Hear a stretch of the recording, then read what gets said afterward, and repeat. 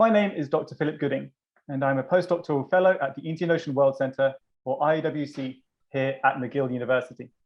This panel highlights transformative and interdisciplinary research centred at the IOWC and involving several global partners, which is designed to enhance environmental policy and resilience strategies to environmental crisis at local, regional, and state levels within the Indian Ocean world, which is a macro region incorporating Eastern Africa, the Middle East, and Southern, Eastern, and Southeastern Asia.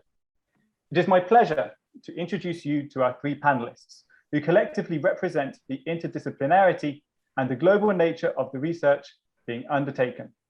Despite their divergent disciplinary training and their locations on either side of the Atlantic, there are three partners in a wider SSHRC-funded partnership project entitled Appraising Risk, Past and Present, Interrogating Historical Data to Enhance Understanding of Environmental Crises in the Indian Ocean World.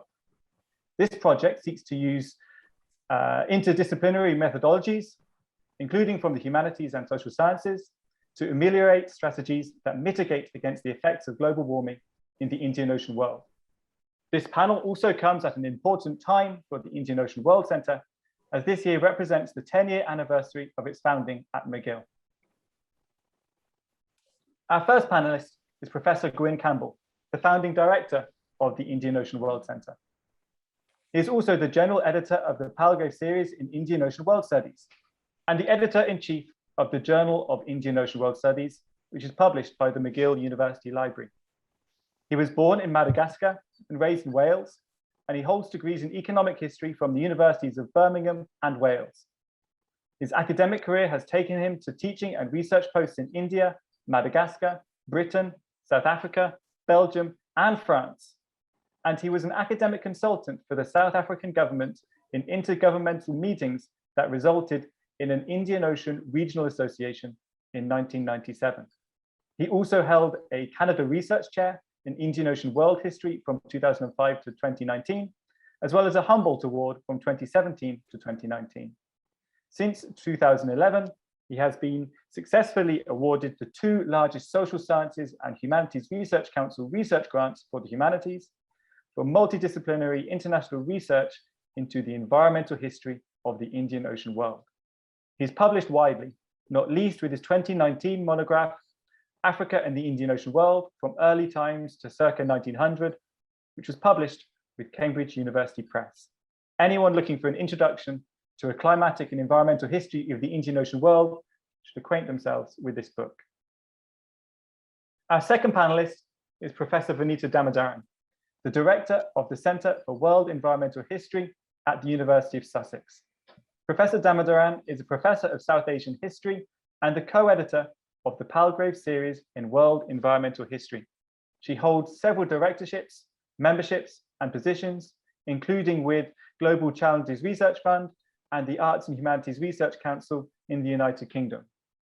She has a PhD in history from the University of Cambridge, and her work ranges from the social and political history of Bihar in northeastern India to the environmental history of South Asia, including with the use of historical records to understand climate change in the Indian Ocean world. She has published widely in several subfields, but of particular relevance to this discussion are some of her co-edited volumes. These include Nature in the Orient, Essays on the Environmental History of South and Southeast Asia, which was published in 1998 with Oxford University Press, British Empire and the Natural World, Environmental Encounters in South Asia, which was published in 2010, again with Oxford University Press, and Climate Change and Humanities, Historical, Philosophical, and Interdisciplinary Approaches to the Contemporary Environmental Crisis, which was published with Palgrave in 2017. Anyone with a humanities background looking to gain a foothold in research the climate crisis should become familiar with this latter book especially. Finally, our third panelist is Professor John Unruh, an associate professor in the Department of Geography here at McGill.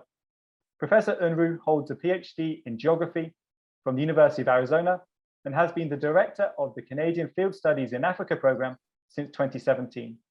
He is involved with over 50 consultancies in international development and war-affected states, including in Syria, Yemen, and Lebanon in the Middle East, Sudan, Ethiopia, Somalia, and Mozambique in Eastern Africa, and East Timor, Sri Lanka, and Cambodia in Asia.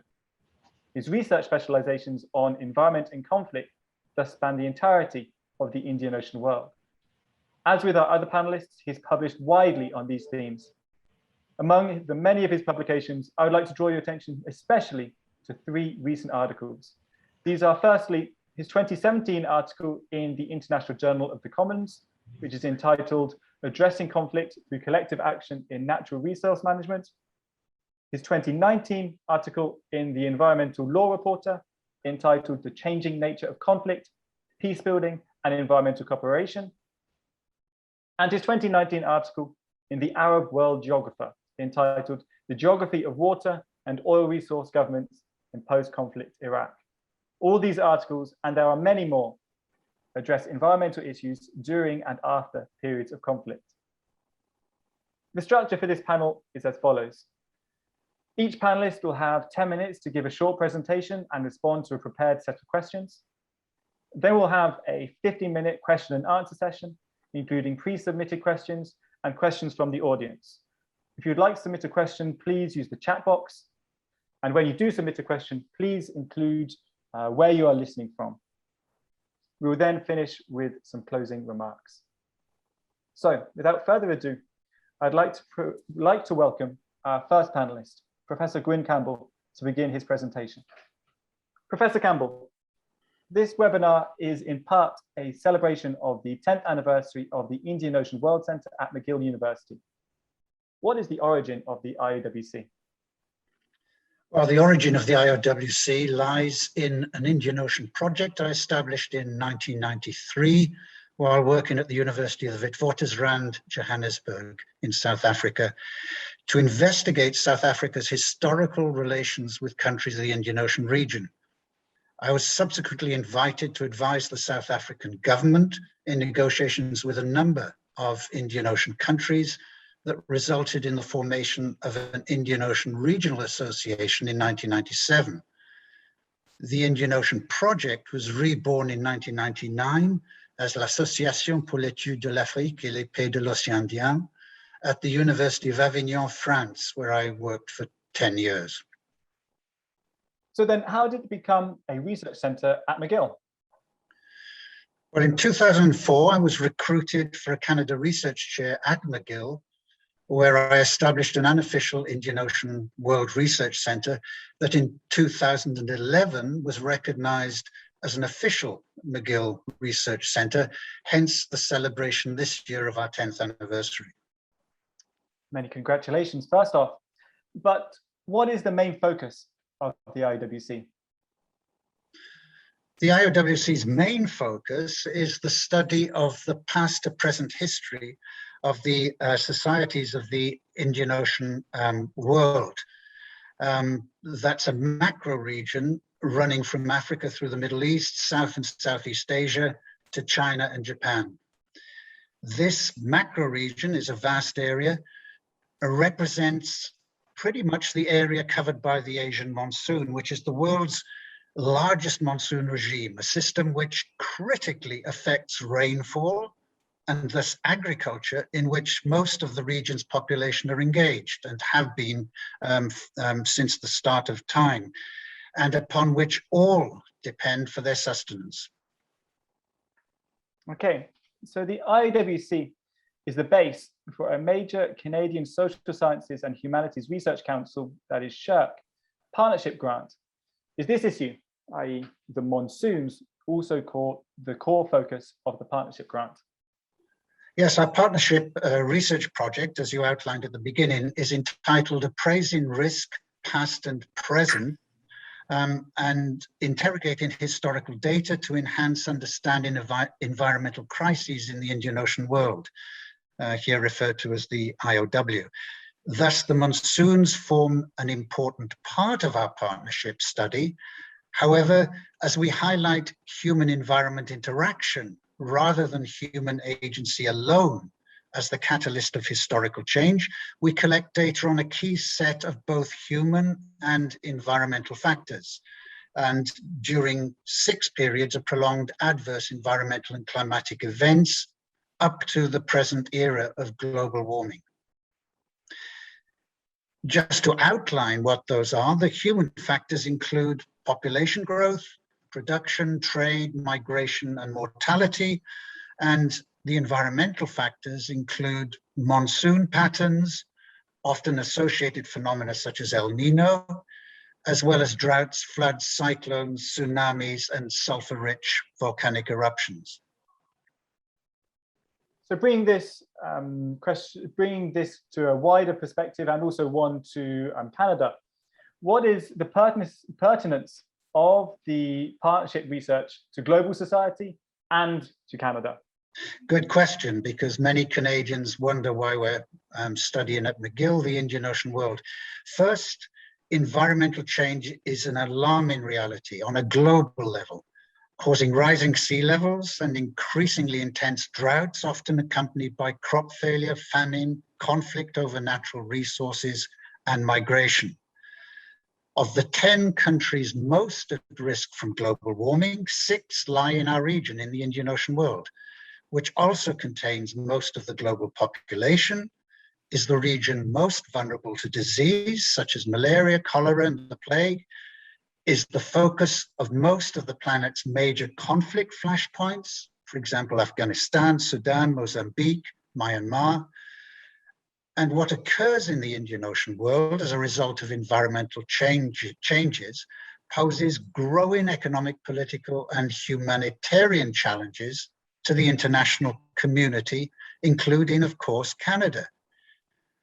Moreover, global warming is only exacerbating such problems, in the process provoking increasing waves of migration, legal and illegal, to more prosperous Western countries. We're all aware of this issue, and this issue increasingly implicates Canada.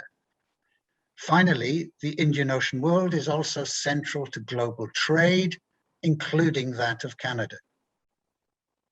So what is the partnership's role here specifically when considering these issues?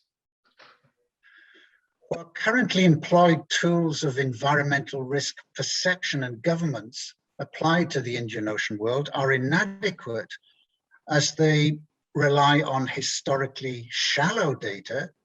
They focus or tend to focus on individual crises, and they fail to fully take into account local Indian Ocean world concepts of environmental risk. Also, histories of the Indian Ocean world, or the various parts of the Indian Ocean world, privilege human agency, giving only cursory attention to environmental and climatic forces. The partnership aims for the first time to take into account both historical and contemporary scientific data, collected and fed into the Indian Ocean World Data Bank at McGill, and to which is applied a Bayesian network analysis in order to construct past to present patterns of human and environmental factors at work before, during, and following each selected crisis period, and to use the result of that analysis to enhance currently employed environmental risk perception and governance protocols. The overall hope, the aim, is that this will heighten the ability of the most vulnerable Indian Ocean world communities to manage adverse environmental risks, to enhance security in the world's most environmentally and politically unstable region, and in the process, to give students, for example, and other researchers, to give them a training that they wouldn't get elsewhere. Wonderful. So just to conclude our discussion then, I want to answer one final question. Just what are your future plans for the Indian Ocean World Centre? Well, at present, the Indian Ocean World Research Centre at McGill depends almost 100% on our ability to win research grants. And these are of limited value and duration. Our aim is to raise sufficient funds from individual donors to establish an endowment that will transform the Indian Ocean World Centre into an institute, and thus secure the future of the Indian Ocean World Centre and its transformative research agenda. Thank you, Professor Campbell, for discussing the history of the IOWC, its ongoing transformative projects, and its plans for the future. I would now like to invite our second panelist for this discussion, Professor Vanita Damodaran. Welcome. To start off, I'd like to ask you a question about your disciplinary practice and training. How, as a historian, how has being trained as a historian led you to encounter and think about present-day environmental crises?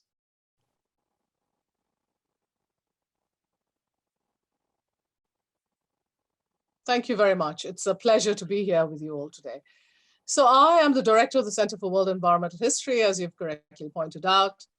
And I started off as being a historian of the social and political culture of Bihar, the region in eastern India. But I gradually realized that you could not understand society without having an understanding of environmental issues. And I then became very, very interested in understanding the environmental history of tribal communities and understanding their values and how important they were to the world that we live in.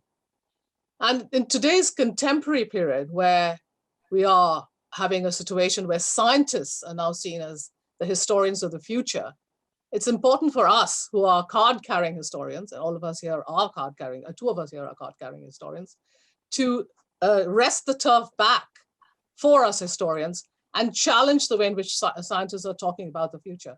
The answer to the contemporary climate crisis, I strongly believe, is not going to come from the positive disciplines, but from disciplines like history and the humanities, which have an interest in, say, understanding values, in understanding the way in which societies have understood and lived with the environment, the human-nature interactions over deep time, and perhaps learn from the culture and different ways of living and being on this planet, which is why I think it's a great privilege to be a historian at this moment in time.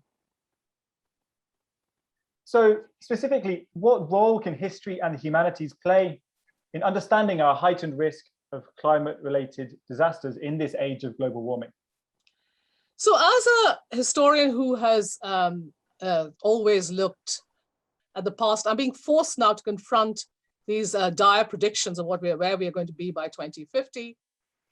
And the sense that most of the people we are talking about today are talking about how technocratic top-down solutions might work to change and to get us to ground zero in terms of our carbon emissions. And looking back, therefore, which I'm trained to do, which I've done quite effectively for this longue durée in South Asia and the Indian Ocean world, you can see the way in which these turning points of environmental history have occurred. The rise of urbanism, for example, is one such turning point 5,000 years ago, which was initiated by old empires, creating a threshold for the creation of new resource demands and markets. So we're not talking about a sort of pristine link with the environment. The environments have always been transformed and are transforming. The emergence of the Industrial Revolution from 1800 was another important turning point in environmental history. From the vantage point of today, we can see that this is a very important turning point in terms of our unparalleled use of fossil fuels, resulting in what now WHO calls a crisis in our planetary health. Planetary health has now become a very, very major term for us. So what does it mean for us looking back at and that is what the Indian Ocean World Center and my center are trying to do, is to examine these very deep, these interactions between people and nature over time. And environmental history is where these answers are going to come from and are going to be provided. And COVID, I think, has brought this home to us in the most amazing and important way. How do we look at the past and draw lessons from the past to which we can then apply to our future? And the other point I'd like to make is that there have been moments in the past where we've tried to address these problems. The British Empire in South Asia was one such case point, where very dramatic interventions were made when the British were worried about what they called was the drying up of the Indian subcontinent. The famines which killed 10 million people, for example, in 1770, in the latter half of the 19th century and so on. But what the British then put into place was a form of green imperialism, what Richard Grove has called green imperialism, a top-down conservation method, which sterilized 1/6 of India's landscape and made it into forest reserves. Did that solve the crisis? It did not. Today, India is in a serious crisis in terms of its soils, in terms of its water, in terms of its forests. So where have we gone wrong? Why are we following a Western model of development, despite the fact that Gandhian ideas talked about small is beautiful, talked about different ways of living and being on this earth? So which is why I come back to the point where we have to learn from our Aboriginal societies, different values of embracing life. And I noticed that McGill University is built and recognizes the fact that it's built on a site of an ancient Aboriginal landscape. Those are the spirits, and that is the thinking that we need to understand and uncover if we are going to solve our planetary crisis. Thank you. When we think about drawing history into this conversation and in changing top-down paradigms instituted from the West, how do we actually do this practically as researchers? Does this work have to be interdisciplinary? And how has this worked in terms of the research designed and undertaken? So the way in which I've tried to understand, I've tried to emphasize the role of the humanities. We need to have philosophical and historical approaches to this climate crisis. We cannot leave the turf to scientists alone. We need to change the way we live on this planet. We need to, my son currently, I need to bring this in, is in Texas, which is endowed by 30 billion pounds. The endowment of my university is 14 million. The endowment of the University of Oxford is 1.3 billion. So why does Texas have so much endowment? Much of the university is bankrolled by oil revenues, fossil fuels, right? So and there's no question of divesting.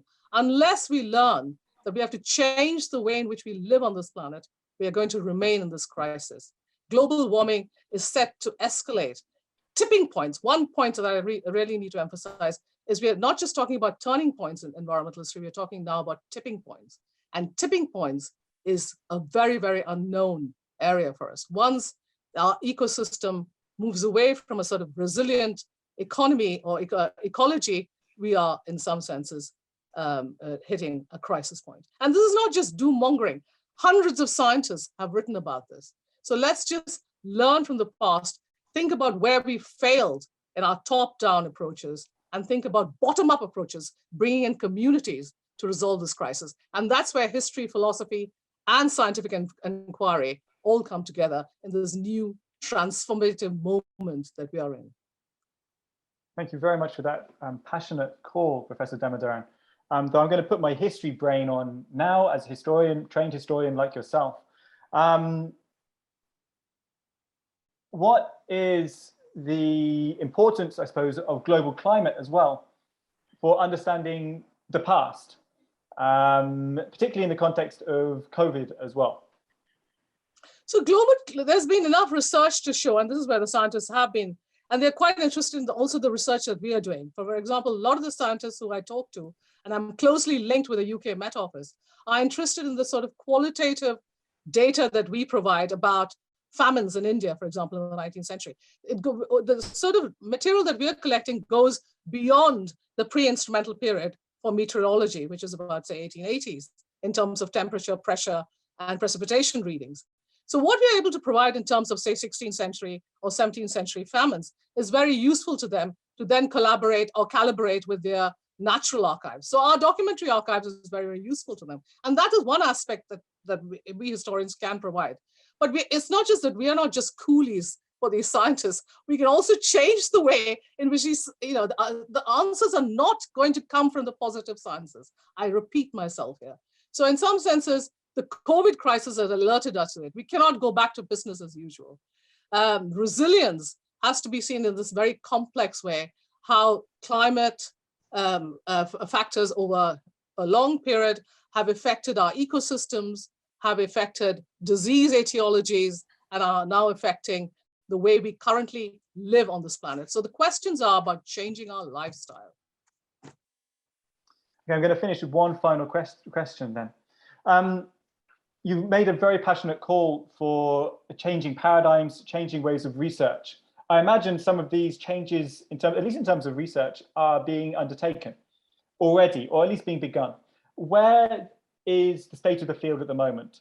Where is this emerging interdisciplinary field of applying climate historical methods to contemporary challenges today? So this is still a very new field, and we are glad that Gwyn Center and my center, we are trying to push this very effectively. And it is still a nascent field. And I think much of the solutions still are seen to be top down, again, at the risk of repeating myself. And what we need to do is to have bottom-up solutions. And hopefully, the way in which the research that we are doing can encourage these bottom-up solutions is a vision for the future, for an emancipatory future, which I hope to embrace. Well, thank you very much, Professor Damodaran, and for your discussion, your research, and for your collaborations from your base at the Centre for World Environmental History at the University of Sussex. I would now like to ask our third panelist, Professor John Unruh, to join the discussion. Professor Unruh, your research, collaborations, and publications cover such a large geographical area across the entirety of the Indian Ocean world, and as I know from other discussions with you, even beyond the Indian Ocean world as well. What links your research together? Thanks, Peter. My interest in my work in East Africa and in the Middle East are linked to the influence of drought on armed conflict. So, for example, in both Darfur and Syria, there were major multi-year droughts preceding both wars. Those droughts led to large-scale migrations, which then created the scenario for armed conflict to be ignited. As well, there's been efforts at constructing early warning systems for a variety of phenomena, drought, famine, early warning systems, and conflict, armed conflict early warning systems. We have a problem in a short time frame, or as Professor Campbell mentioned, a shallow data field from which to draw. So this project looks historically at the many instances of conflict and drought in the Indian Ocean world to get a very important historical view in terms of what to look for in this early warning context. So then what are the primary issues in terms of early warning that this project, and also just your research as well, how will this project address those primary issues? Right. So one issue we have is what we call a long-term average. Okay. So we have a particular data set, and when early warning looks at a situation of, say, impending famine or impending armed conflict, we look for signals in that landscape, the conflict landscape, the famine landscape, signals that are unusual. We can only do that. We can only see a signal when we compare its current measure with a long-term average that we consider to be normal. So, for example, famine. If we see that food production in Ethiopia is at a certain level, well, that's only an indicator if that level is below the norm, below our long-term average. So we have a problem with this long-term average. It's not very long. Right, we haven't been gathering data for long enough time to be able to read the current contemporary landscape in order for these signals to pop up and be broadly noticed by us. So there's this issue of a long-term average. Looking at this with the deep history that we are with this project, however, gives us a rich data set, a very long data set, so we can construct these long-term averages and layer this onto our early warning endeavor so we can see these important predictive signals that pop up. So then, how is the project contributing to our understanding with regard to what you're currently facing with climate change? Right. So we need to know in terms of climate change what the various knock-on or repercussions effects are. So we know the primary repercussions of global warming. Things like a greater severity and frequency of extreme events. We know that sea level rise is an important issue, but we need to know that what's next? What happens to the human endeavor, the human environment interaction after that? So what results from sea level rise? What does that mean for agriculture? What does that mean for migration? And then what are the repercussions after that? So it's those repercussions that are very important to us, the international community, in terms of what to do, how to adapt to a water system that can no longer handle a greater amount of runoff or sewage problems, to large-scale migrations from climatic repercussions that move toward other areas, violating international borders, setting the stage for armed conflict, et cetera. So it's these repercussions, these knock-on effects that we really need much more insight on. Of course, these things have happened in the past in smaller scale. In this laboratory we call the Indian Ocean World. And so that laboratory is very good for looking at the historical repercussions, the very proximate or very near-term effects of climate change. So then will the research be able to provide greater insight into possible responses to environmental disaster? Well, it will. So, what we can do, what we have from the historical record is an ability to construct models. Okay, part of the problems with our predictive models is that any model that you put together, a climate model, a human environment interaction model, needs data to construct a model, because a model is about relationship between things, between human populations and the environment, for example. So you need data to construct the model, but you can't test the model with the same data that you use to construct it. You need a very different set of data. Of course, as you can imagine, these are enormous data sets. They're not easy to come by. And so if you use one robust data set to construct it, frequently our problem has been we don't have another data set to test that model. However, looking at deep history, we can now have the opportunity to construct this testing data set that can help us validate our models.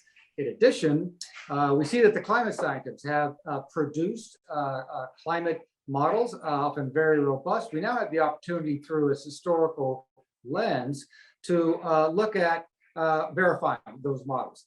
Is what they say correct in terms of predictive ability? So if you take the model, for example, instead of running it forward to get a projection or a prediction, run it backwards, see if we get the same prediction. Of course, we have the historical record to verify that. So it is a valuable opportunity to test out the robustness of these predictive models that we're now deriving in science.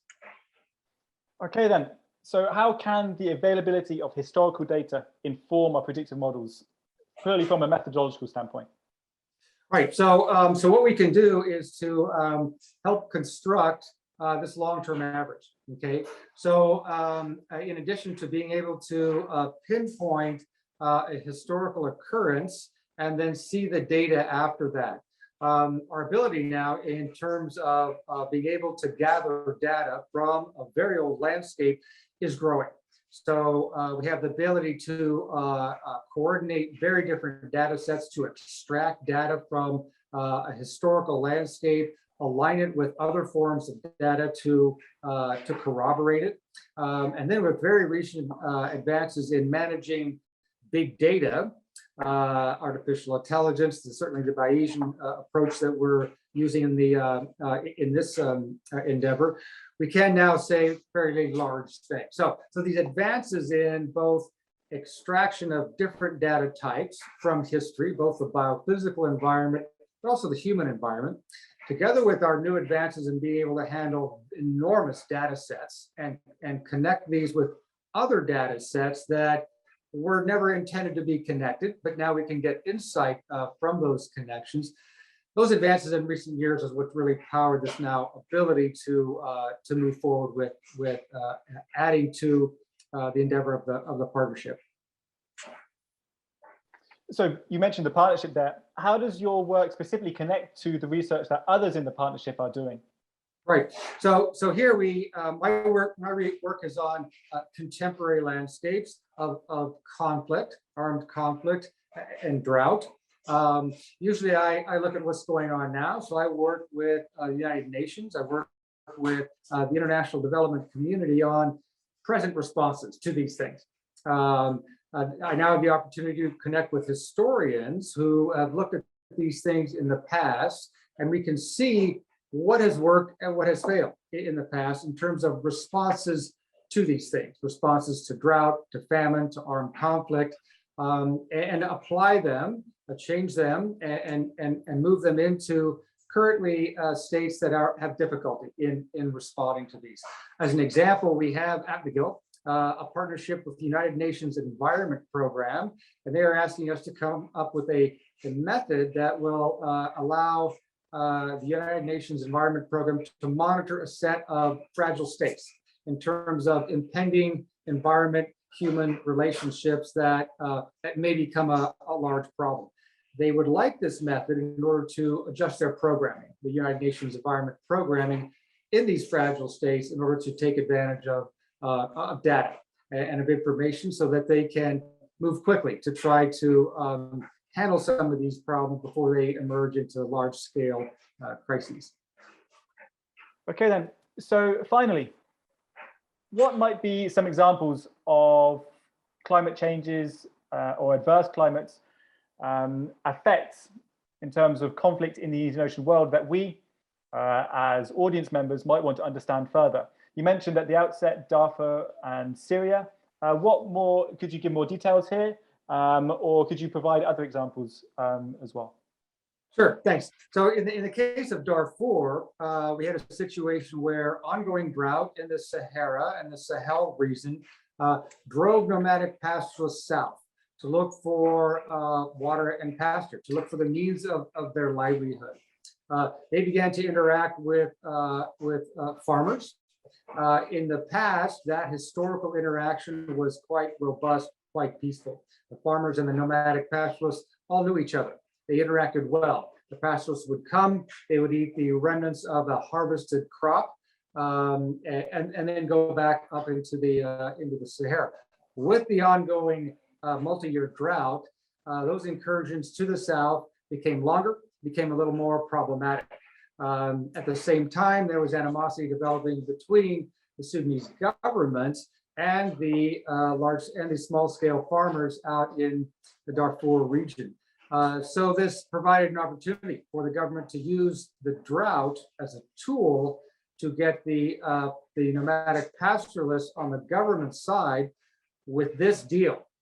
It said, if you join the government in its armed fight against the farmers, you can keep the land you obtain in battle. This led to the emergence of what was then called the Janjaweed, that instead of engaging these small farmers and those militias in battle, just went straight to the land and dislocated enormous numbers of people to the millions and just took the land directly. So that then aggravated the conflict. It burst into full-scale armed conflict, which still has not been resolved today. That's one example. Over in Syria, we had a 6-year drought in the hinterland of Syria, which combined with neglect of that drought and its repercussions on farmers led to large-scale migrations of rural Syrians to the cities in Syria, which then became overwhelmed with the migrants that needed housing, needed food, needed employment, needed livelihoods to take care of their families. The Arab Spring was underway in other countries. And so, as you can imagine, all of these migrants were quite unhappy with their lot in their sort of destination migrant locations and began to agitate. And again, there was little response on the part of the government in Damascus to attend to these. The numbers were growing. The drought was continuing in the hinterland, and so we had the opportunity, of course, for actual dissent to sort of burst out into full-on armed conflict. Of course, others got involved in that conflict, and it became the large, complex issue that we have today. Thank you, Professor Unruh, for discussing your research and the relationships between climatic and environmental factors and conflict, and your broader contributions to the Appraising Risk Partnership. It's now time to move on to the next phase of our panel, the Q&A session which involves questions from you, the audience.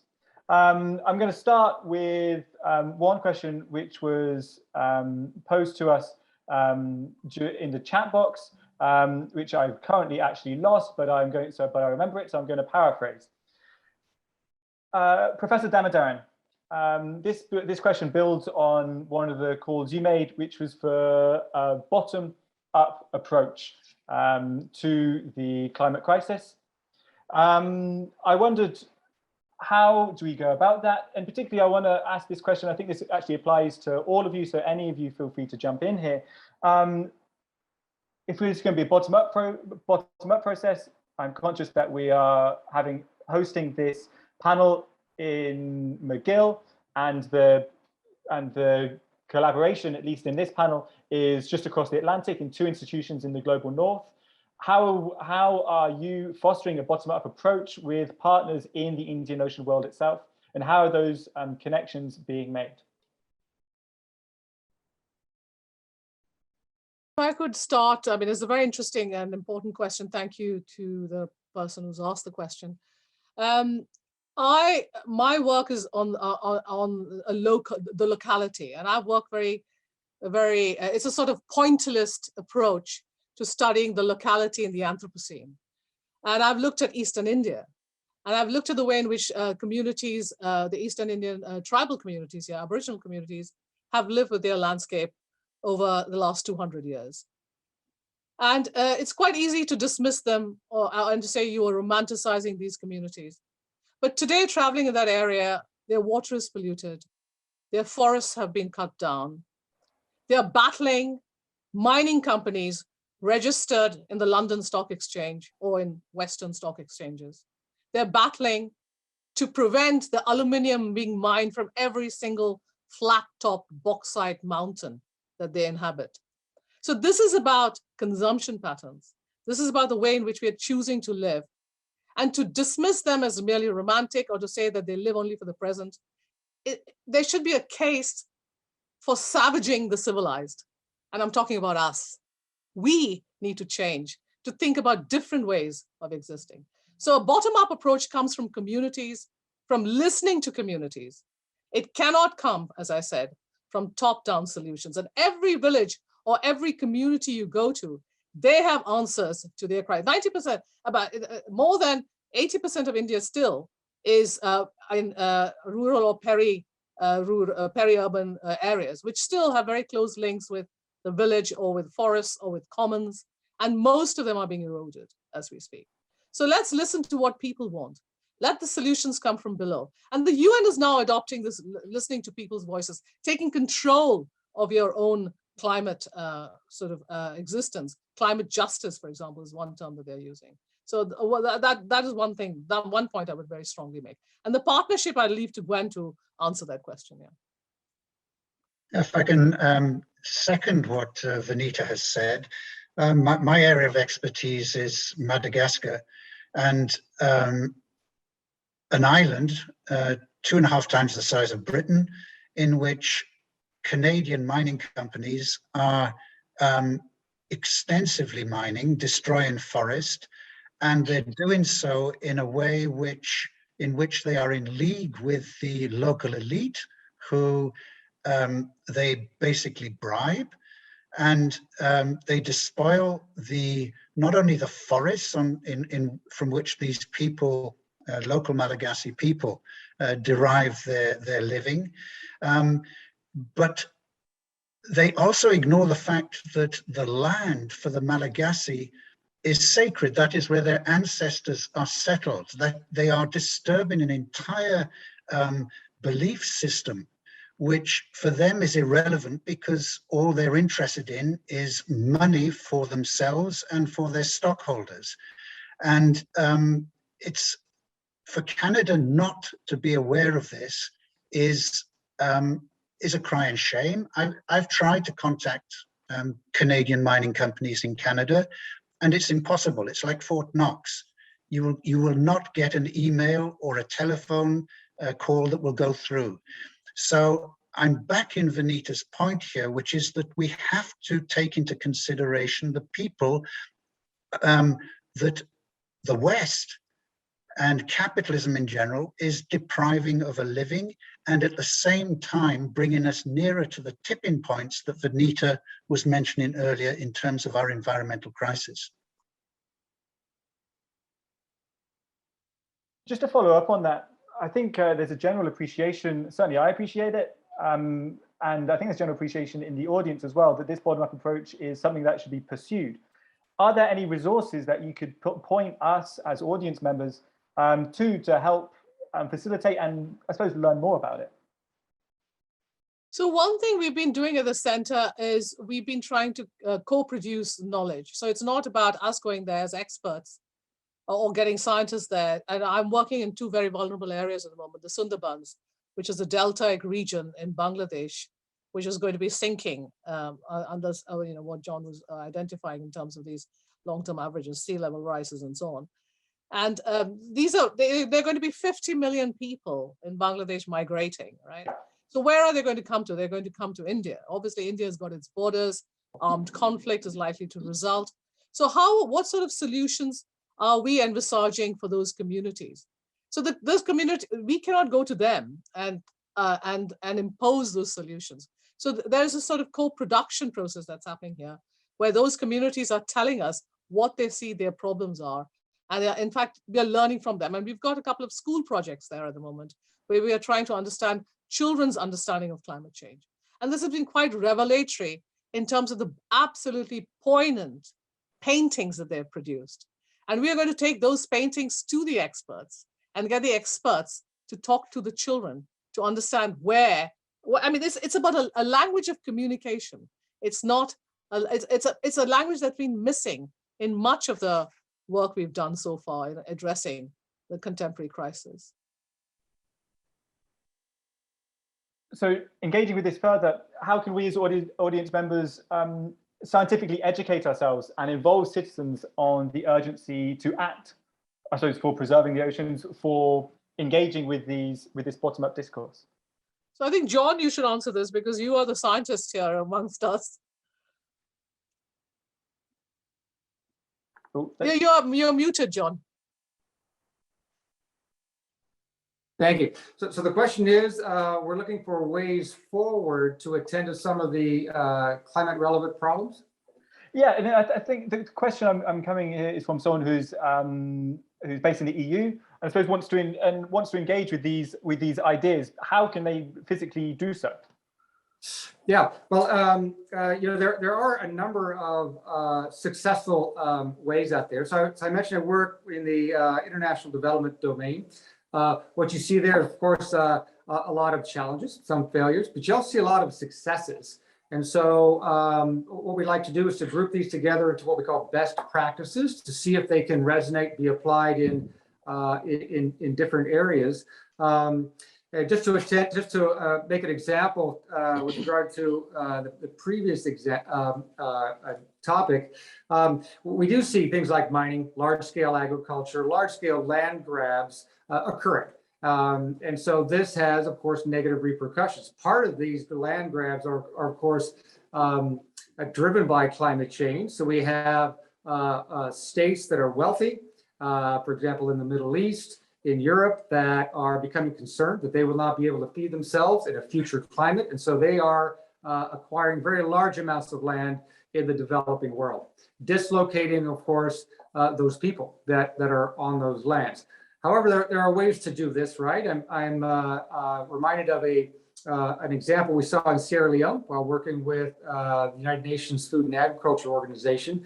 There we were talking to a large-scale investor that had just bought an enormous amount of land in Sierra Leone from another European large-scale investor, only to arrive in the country and find that he couldn't do anything with the land because the local communities also claimed the land under customary and indigenous law, were very unhappy that someone else was claiming the land, and so agitated enormously.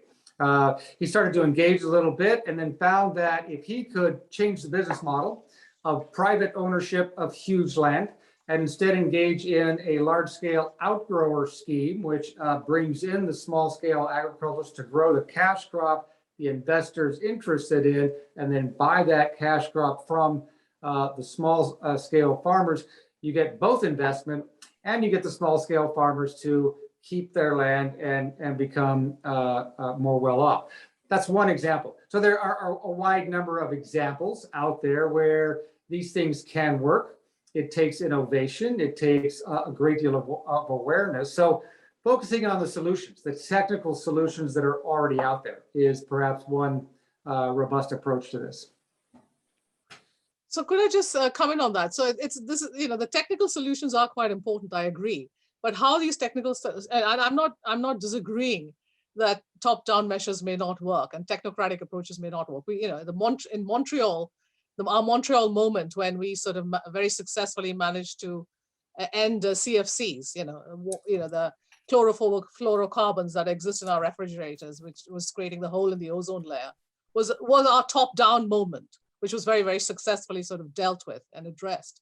But right now, technical solutions are not just, it's not going to be technical solutions on their own. It has to be community engagement, as I said, where the whole process has to be translated through these communities. And what is my biggest worry, especially going back to Bangladesh and that whole deltaic region, is that they might be seen as a zone of sacrifice, where these 50 million people can be sacrificed to climate change. You can have technocratic top-down solutions, and these people are going to be, Maldives or Bangladesh or other areas which are going to be sinking, can be allowed to sink.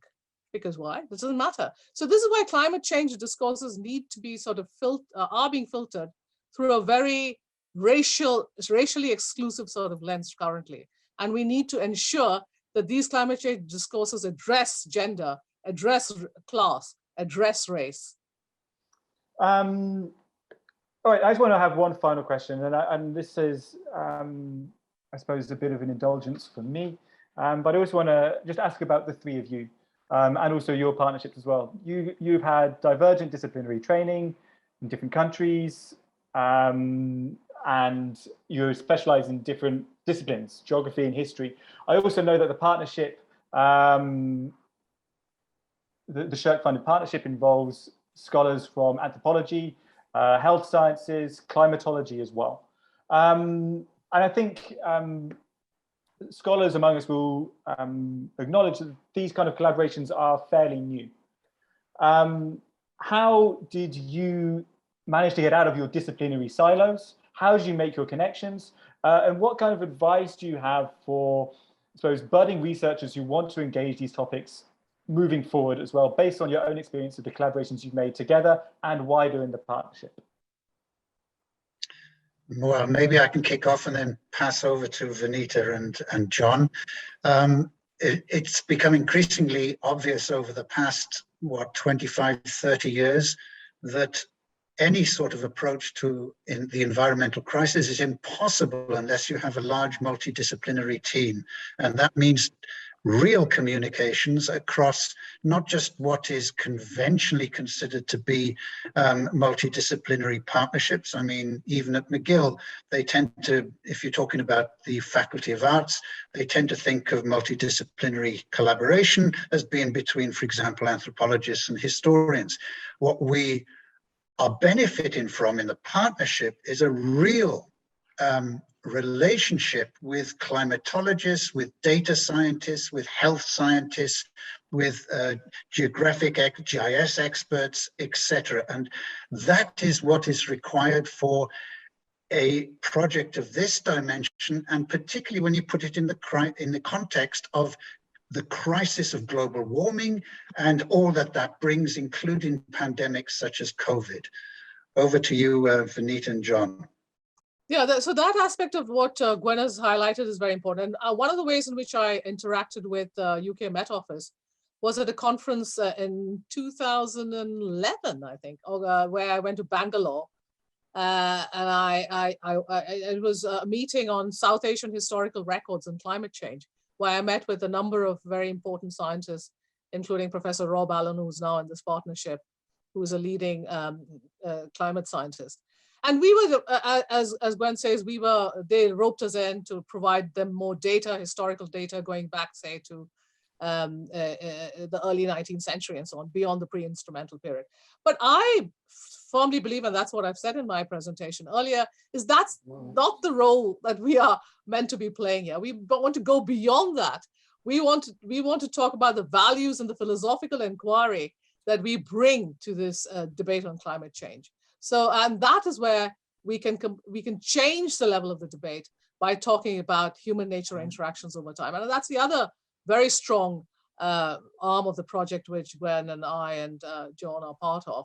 And this partnership is an extremely vibrant engagement with these themes and these ideas. So it's not just about hard data, historical or otherwise, in terms of informing climate science, but it's also about a different way of examining and understanding these issues, and different ways, as I said, of understanding how we address this problem. I guess for me, there's maybe two issues. First of all, new techniques to integrate very large and very different data sets. In the past, the meteorologists, the archaeologists, the historians, the social scientists have all gathered enormous amounts of data, but that data can't interact until recently. And so now that we have techniques to join together these enormous data sets of very, very different types that in the past have not been able to talk to each other. So that's quite exciting. That allows us to address very, very big questions, such as those that we're pursuing in this partnership grant. The second is maybe an exposure to applied work. When you see on the ground some of the difficulties that the United Nations and other bilateral donors like Canada have in engaging other countries and in their problems, all the way from diplomacy down to a village problem with water, that applied work brings a sense that those problems don't really care what discipline that I was trained in. They're problems. There are multiple parts to those problems, and so it requires engaging those problems in all their parts and not just from a specific point of view. Thank you very much, all three of you, for answering that question and all of the others, and for your presentations. That is all we have time today. So thank you, Professor Campbell, Professor Damodaran, and Professor Unruh for being part of this event. Thank you for everyone working in the background to make sure this run without a hitch. And thank you to all the audience members for your questions and for joining us today. For more information about some of the issues brought up today, please visit the Indian Ocean World Centre. It has a website, indianoceanworldcentre.com, all one word. I think the link is going to be posted in the chat. Also, please feel free to contact Professor Gwyn Campbell. And again, the link, his address will be put in the chat box. Could I just add, could I just add, somebody's asked about the center link as well. Environmental History Center could also be. I'll just put that in the chat, Thank you, Professor Damodaran. Yes, please feel free to contact Vanita as well, and the links will be put to the chat for that too. Before closing, I hope you'll consider coming back virtually to McGill for the bicentennial at-home homecoming 2021 this year, which will take place online from September 29th to October the 2nd in the comfort of your own home. The many virtual homecoming events will feature a BT lecture with Dr. Anthony Fauci, a special town hall with Principal Suzanne Fortier, and intergenerational panels featuring McGill researchers, alumni, students, and much more. Be sure to check out alumni.mcgill.ca regularly for updates on the at-home homecoming schedule of events. Thank you again, everybody, for joining, for organizing, and for participating in this panel. I hope to see you all on campus soon.